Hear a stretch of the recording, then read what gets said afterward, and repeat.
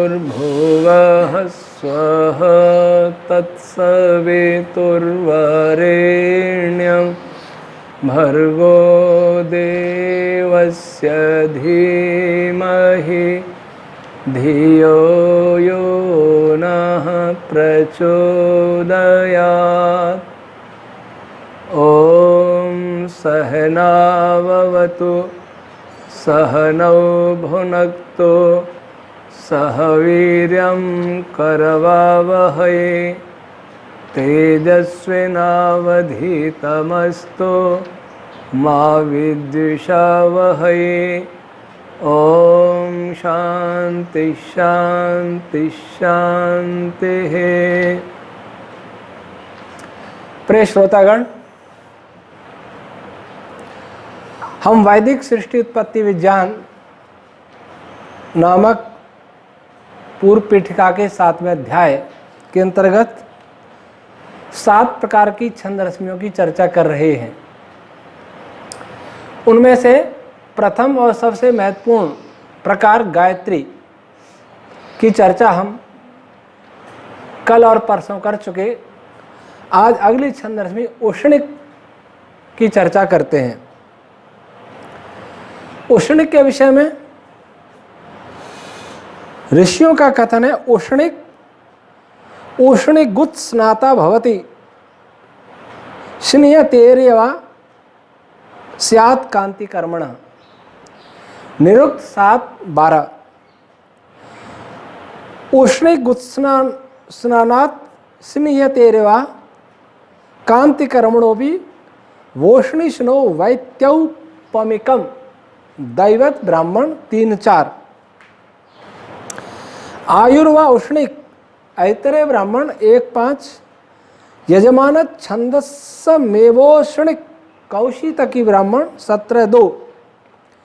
ग्रीवा उष्ण शतपथ 8:6-2:11। तस्य प्राणस्य उष्णिक लोमानि ऐतरेय आरण्यक 2:1-6। चक्षुरुष्णिक शतपथ ब्राह्मण 10:3-1:1। वज्रवाष्णिक जैमिनीय ब्राह्मण 1:209। इनसे क्या क्या संकेत मिला? पहला जो कहा, पहला और दूसरे प्रमाणों से निरुक्त और दैवत ब्राह्मण से ये रश्मियां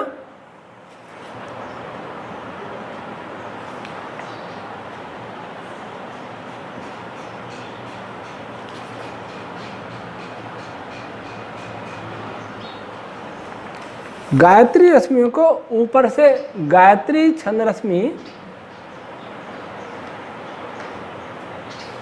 उनको ऊपर से उष्णिक छंद रश्मि आवृत करती हैं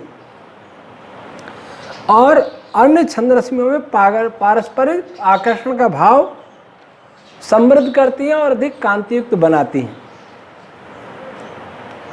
वैसे सभी छंद रश्मियां जो जो कार्य करती हैं, आकर्षण का, कांति का, प्रकाश का, ऊष्मा का, उसके साथ उष्णिक रश्मियां मिलकर उसी प्रभाव को और अधिक बढ़ाने में सहायक होती हैं और उन रश्मियों को आवृत करके वो ऐसा करती हैं। फिर आयुर्वाषणिक, ये रश्मियां आयु के विषय में तान्य महाब्राह्मण में लिखा 6:4-4 में आयु यज्ञो व आयु। इसका अर्थ आयुर्वाषणिक का अर्थ हुआ कि ये विभिन्न छंद रश्मियों में संयोजकता के गुण को बढ़ाती थी। पहले भी हमने बताया कि आकर्षण आदि का जो भी गुण होते हैं उनको समृद्ध करती हैं। तो यहाँ भी ये कह रहे हैं कि यहाँ संयोजक गुण के लिए बता रहे हैं कि संयोजक गुण में वृद्धि करती हैं। यजमान छंदसा इसका भी यही तात्पर्य है। जो भी संयोजक गुण हैं, संयोजक कण हैं, संयोज्य कण हैं, परस्पर संयुक्त होने की इच्छा करने वाले, परस्पर संयोज्य हो, संयोग करने योग्य या करने के इच्छुक या करते हुए, उनके इस गुण को, उनकी इस क्रिया को वो समृद्ध करती हैं, बढ़ा देती हैं। फिर ग्रीवा उष्ण, ग्रीवा ये रश्मियां अन्य रश्मियों को अपने साथ उसी प्रकार जोड़ने में सहायक होती हैं जैसे ग्रीवा सिर और धड़ को जोड़ती है।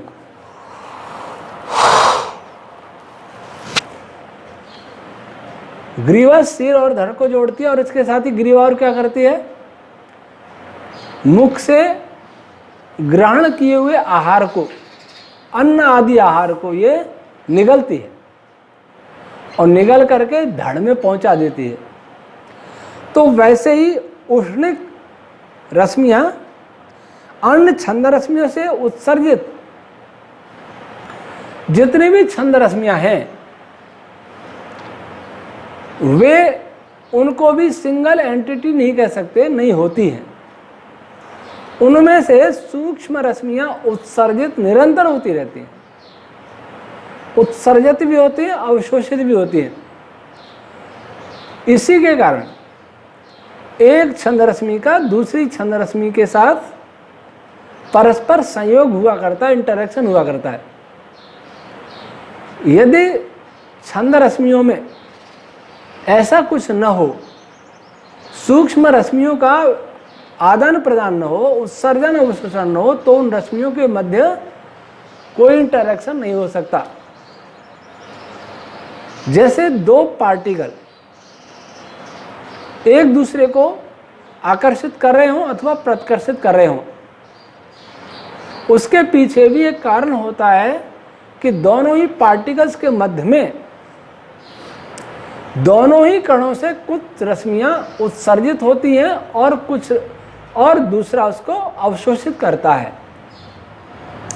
यदि यह न हो, एक पार्टिकल से दूसरी पार्टिकल में कोई इंफॉर्मेशन न जाए, इंफॉर्मेशन सूक्ष्म रश्मि या वेव रूप में ही होती है, तो वे नहीं हो तो उनमें इंटरेक्शन होगा ही नहीं और ब्रह्मांड में किसी भी पदार्थ का निर्माण नहीं हो पाएगा।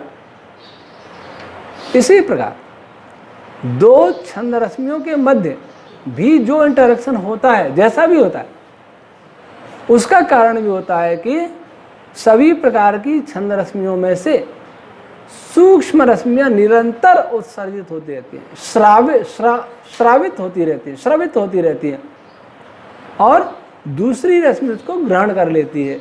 ऐसे परस्पर विनिमय होता रहता है।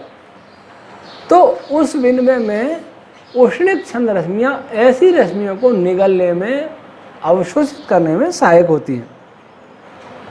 इसी से इसको यज्ञ रूप लिखा, ग्रीवा लिखा, यज्ञ रूप भी लिखा, ग्रीवा भी लिखा।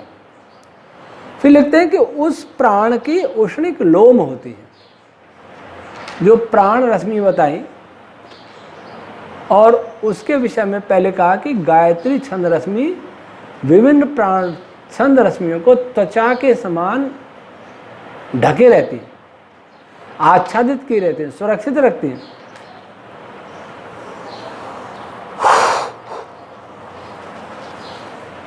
अब यहां तुलना की लोम से कि उष्णिक छंद रश्मियां उन प्राण रश्मियों के रोम के समान है। जैसे त्वचा पर रोम होते हैं, बाल होते हैं, वैसे ही प्राण रश्मियों पर उष्णिक रश्मियां बाल रोम के समान है। रोम किस में होते हैं? रोम चमड़ी में होते हैं, स्किन में होते हैं।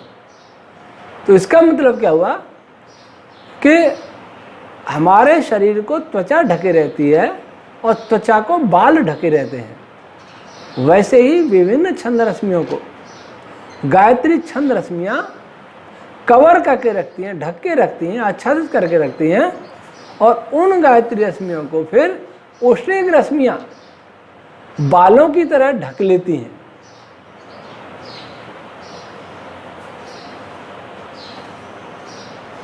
अब त्वचा जो सुरक्षा प्रदान करती है शरीर को, त्वचा नहीं हो तो शरीर में तुरंत ही सेप्टिक हो जाए।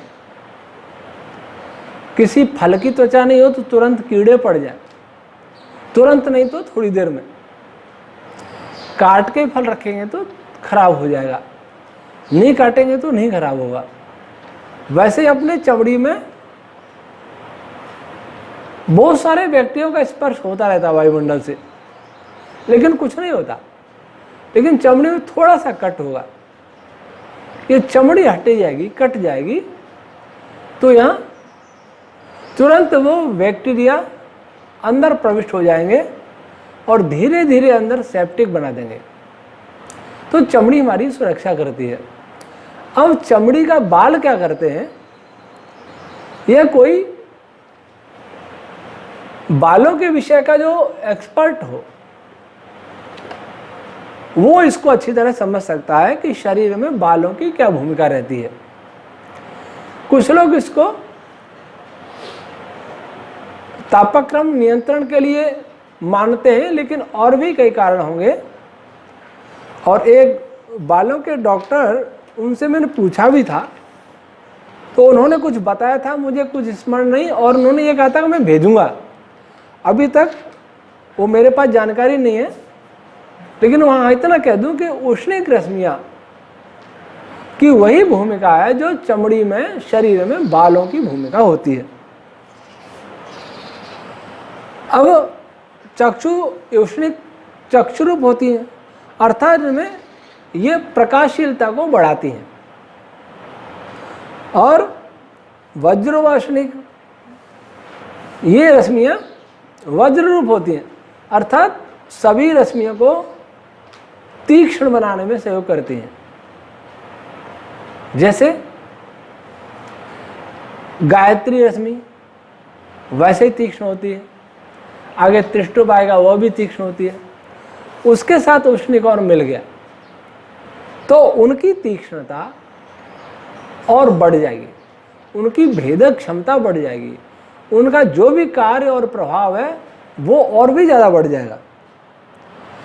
आचार्य पिंगल ने इनका देवता सविता, गोत्र काश्यप और स्वर ऋषभ माना है। इसको हम गायत्री छंद प्रकरण में दर्शा चुके हैं। सभी ऋषियों के देवता गोत्र और स्वर बता चुके हैं। मैत्रायणी संहिता 2:13-14 में इसका देवता पूषा बताया है। इससे संकेत मिलता है कि यह इन रश्मियों के प्रभाव से गायत्री रश्मियाँ अधिक सक्रिय होती हैं, जिससे उष्णता की भी वृद्धि होती है। सविता प्रेरण करने वाला, सविता पैदा करने वाला, प्रेरण करने वाला, पैदा करने वाला, दोनों अर्थों में। तो सविता देवता है, पूषा पुष्टि करने वाला। सविता और पूषा दोनों शब्द ये बता रहे हैं कि ये रश्मियाँ विभिन्न प्रकार के पदार्थों को उत्पन्न करने में सहायक होती हैं, विभिन्न प्रकार के पदार्थों को प्रेरण करने में सहायक होती हैं। अर्थात जो पदार्थ हैं उनको प्रेरित करती हैं, बल देती हैं, उनके गुणों को प्रखर बनाती हैं, और जो पदार्थ उत्पन्न नहीं हुए हैं उनमें से कुछ पदार्थों को उत्पन्न करने में भी अपनी भूमिका गायत्री छंद के साथ निभाती हैं। और इसका रंग बताए सारंग, सित सारंग। जब ब्रह्मांड में इन रश्मियों की प्रधानता होती है जहाँ कहीं भी, तो वहाँ चित्कवरा अर्थात कई प्रकार का रंग बिरंगा प्रकाश उत्पन्न होता है, दीप्ति उत्पन्न होती है। इसमें एक प्रश्न क्या है कि गायत्री रश्मियों को अन्य रश्मियों की प्रेरक कहा और यहाँ उष्णिक को सबका प्रेरक कहा, तो वस्तुतः गायत्री प्रेरक है, उष्णिक प्रेरक है। तो इसका उत्तर है कि वस्तुतः गायत्री रश्मियाँ ही सबकी प्रेरक हैं, लेकिन औष्णिक रश्मियां जब गायत्री के साथ मिल जाती हैं तो गायत्री रश्मियों का प्रेरक प्रभाव और अधिक प्रखर हो जाता है। इसका गोत्र काश्यप है, कश्यप का बेटा। कश्यप पश्यक से बना है, लेकिन हमारा मत यहाँ है कि महर्षि यास्क ने जो कश निघंटु में कशा जलम, जल के कश जलम और जल शब्द के दो अर्थ हो सकते हैं, जल घातने जल अपवारणे, दोनों धातुओं से जल पद बन सकता है। तो इससे संकेत मिलता है कि औष्णिक रश्मियां विभिन्न पदार्थों के भेदन, अपवारण, ढकना और संयोजन आदि कर्मों को करने में सहयोग प्रदान करती हैं, इसलिए इनका गोत्र का काश्यप। ये हुई औष्णिक रश्मियां। अब तीसरी आती है अनुष्टुप। इस विषय में ऋषियों का कहते हैं अनुष्टु बनुष्टोभनात् निरुक्त 7 12 दैवत ब्राह्मण 3 7 गायत्री वही यासा अनुष्टुप कौशी तकी ब्राह्मण 10 5 अनुष्टुप भी छंदसाम योनि तान्य महाब्राह्मण 11 5 17 वाग्वा अनुष्टुप ऐत्र ब्राह्मण 1 28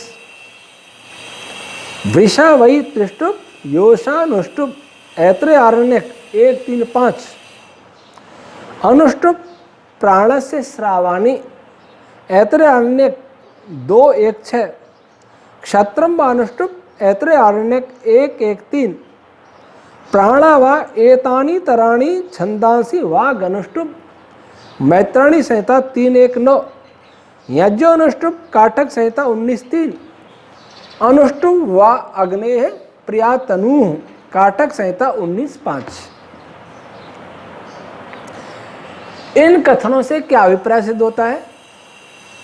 अनुष्टु वनुष्टोभनात्, यह रश्मियां अन्य रश्मियों से अनुकूलता पूर्वक थामती हैं। अन्य रश्मियों को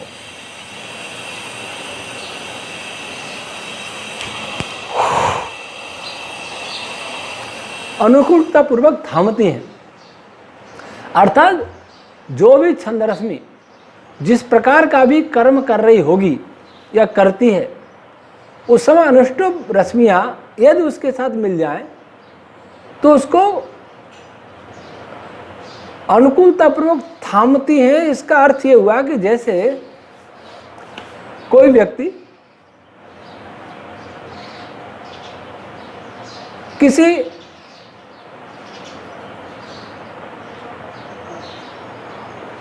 विशेष भार को उठाने के लिए या हटाने के लिए धक्का दे रहा है, और धक्का दे रहा है तो उसके पैर फिसल रहे हैं, फर्श पर खड़ा है, पैर फिसल रहे हैं, तो पैर फिसल रहे हैं तो वो उतना बल नहीं लगा पाएगा। एक व्यक्ति बल नहीं लगावे, उसके पैरों को पकड़ ले जिससे वो फिसले नहीं, तो ज़्यादा बल लगा पाएगा। तो उसने क्या किया, उस धक्का लगाने वाले ने लगाने वाले व्यक्ति के पैरों को थाम लिया, अर्थात उसके शरीर को गिरने नहीं दिया। तो वो जो कार्य कर रहा था धक्का लगाने का, किसी शिला को हटाने का, वो उसे करने में सफल हो सकेगा। एक व्यक्ति कहीं ऊपर किसी वस्तु को उठाना चाह रहा है और लेकिन वहाँ, अथवा ऊपर टंगी हुई किसी वस्तु को लेना चाह रहा है, तोड़ना चाह रहा है, गिराना चाह रहा है, लेकिन वहाँ तक नहीं पहुँच रहा। तब एक व्यक्ति क्या करे, उसको अनुकूलतापूर्वक उस एंगल पर थाम ले जहाँ से वह व्यक्ति अधिकतम अपना बल लगा सकता है और ऊपर टंगी हुई वस्तु को ले सकता है, तोड़ सकता है। तो वही कार्य अनुष्टुप छंद रश्मियाँ करती हैं। इस ब्रह्मांड में बहुत सारी छंद रश्मियाँ अनेक प्रकार के कार्य करती हैं। और अनेक प्रकार के कार्य करने में उनमें कभी शिथिलता भी आ जाती है। कहीं ऐसा भी होता है कि उनका बल व्यर्थ होने लगता है। वैसी स्थिति में अनुष्टुप छंद रश्मियां उनको सहारा देकर उस कार्य को करने में सफलता प्रदान करती हैं। यह ऐसा ही है कि जैसे कोई हड्डी कहीं से टूट जाए तो प्लास्टर ऑफ पेरिस की पट्टी लगा देते हैं। प्लास्टर ऑफ पेरिस हड्डी को जोड़ता नहीं है, वो हड्डी को केवल स्थिर रखता है और जोड़ने का कार्य हड्डियां स्वयं करती हैं, शरीर स्वयं करता है। तो उस प्लास्टर ऑफ पेरिस की पट्टी ने क्या किया, उसने ये किया कि उन हड्डियों को अनुकूलतापूर्वक थाम लिया। अगर वह अनुकूलतापूर्वक थामने से पहले हड्डियों को गलत दिशा से अगर जोड़ने का प्रयास किया गया तो गलत ही जुड़ जाएंगे। जहां पर उसे बांध देंगे, थाम देंगे, वही कार्य वो करेंगे। तो वही कार्य अनुष्टुप छंद रश्मियां भी करती हैं। गायत्री या सा वही सा या अनुष्टुप। गायत्री छंद रश्मि और अनुष्टुप छंद रश्मि में बहुत अधिक समानता होती है। गायत्री का कार्य अनुष्टुप भी कर सकती हैं और वैसे ही अनुष्टुप का कार्य भी गायत्री कर सकती है। संपूर्ण कार्य नहीं, लेकिन प्रायः इनके अनेक गुण समान होने से कौशिकी के ब्राह्मण ने कहा कि ये एक जैसी है। ये सभी छंदों की योनि है। इसका अर्थ हुआ कि ये सभी छंद रश्मियां इनमें प्रतिष्ठित होती हैं, इन्हीं से उत्पन्न होती हैं। यही मार्ग है जहां से उत्पन्न होकर के छंद रश्मियां इस ब्रह्मांड में अपना कार्य प्रारंभ करती हैं। अर्थात गायत्री के बाद अनुष्टुप छंद रश्मियां पैदा होंगी तो उसके बाद दूसरी होंगी। जो छंदों का क्रम है, गायत्री के बाद उष्णिक हुआ, उष्णिक के बाद अनुष्टुप हुआ, अनुष्टुप का ब्रैति हुआ, फिर पंक्ति हुआ, त्रिष्टुप हुआ, जगति हुआ। ये तो अक्षरों की संख्या से क्रम दिया गया है और उसी क्रम के आधार पर हम चल रहे हैं। लेकिन जहाँ तक उत्पत्ति का क्रम है कि गायत्री के बाद कौन सी छंद रश्मि उत्पन्न होगी, तो मैं समझता हूँ कि उसके बाद गायत्री के बाद अनुष्टुप छंद रश्मि को ये तो तांड्य ब्राह्मणकार कहते हैं कि यह छंदों की योनि है, उत्पत्ति स्थान है, निवास स्थान है, मार्ग है। तो फिर इससे मानना होगा कि गायत्री के बाद जो छंद रश्मि उत्पन्न होती है वो उष्णिक नहीं होती बल्कि अनुष्टुप छंद रश्मि होती है। इसलिए इसको गायत्री के समान कहेंगे और अन्य छंदों का कारण कहेंगे। दूसरी बात, जहां भी छंद रश्मियां कार्य कर रही होती है, अनुष्टुप छंद रश्मियां सबको थामकर सबको घेरे रहती है, मानो सभी अनुष्टुप छंद रश्मियों में समाये होते हैं। तो इस कारण से ये योनि है। और फिर वाग व अनुष्टुप, ऐसे गायत्री को भी कहा वाग व अनुष्टुप। वाग का अर्थ क्या है? वाग का सबसे पहला कोई अर्थ है तो वह ओम रश्मि। जहाँ भी वाग का कोई अर्थ न दिया हो वहाँ स्वयं ही हमें ओम रश्मि ग्रहण करना चाहिए। अथवा उस प्रकरण में ये संकेत मिल रहा हो कि वाग का अर्थ अनुष्टुप है अथवा गायत्री है या फिर कोई भी प्रकार की छंद रश्मि है तो उसका ग्रहण किया जा सकता है। लेकिन कोई संकेत नहीं है तो हमें ओम रश्मि का ही ग्रहण करना चाहिए। वृषा वही त्रिष्टुप योषानुष्टुप, ये संबंध बताया कि यदि अनुष्टुप छंद रश्मि स्त्री रूप व्यवहार करते हैं, फीमेल का व्यवहार करती हैं, तो आगे जो बनेगी त्रिष्टुप छंद रश्मि वो वृषा नर का व्यवहार करेगी, पुरुष का व्यवहार करेगी, मेल का व्यवहार करेगी। तो त्रिष्टुप छंद रश्मि पुरुष का कार्य करती हैं, अनुष्टुप छंद रश्मि स्त्री का कार्य करती है।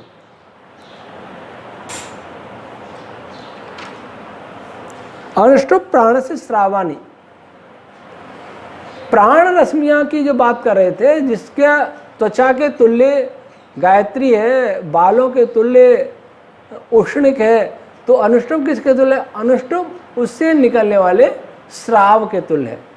सीक्रेशंस, शरीर में से जहाँ भी स्राव होता है, अर्थात ये हुआ कि प्राण रश्मियों से सूक्ष्म अनुष्टुप छंद रश्मियाँ निरंतर स्रावित होती रहती हैं, निरंतर बहती रहती हैं।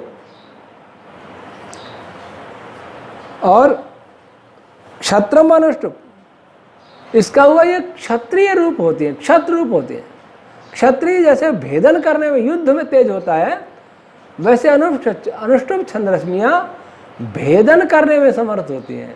इनकी भेदन करने की सामर्थ्य, किसी पदार्थ का छेदन करने की सामर्थ्य अन्य छंद रश्मियों की अपेक्षा अधिक होती है।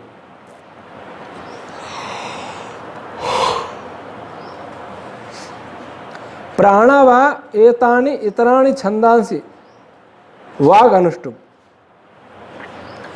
अब यहां मैत्राणी संहिता का कथन है कि